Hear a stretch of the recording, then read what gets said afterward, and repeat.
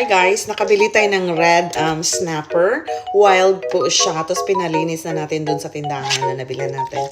So, hihiwain natin ng tatlo. Siguro tatlo, yan.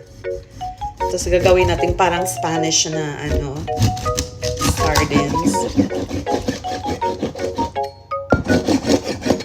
Wow. Gusto ko sana siyang i-grill, kaya lang wala ng time eh. No time at all. So, lulutuin ko na lang siya sa kalan. Tapos, ganyan na po siya.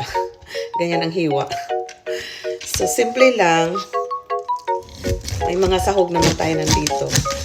So, at least nakakuha tayo ng wild caught. Hindi po yung sa farm. Hindi.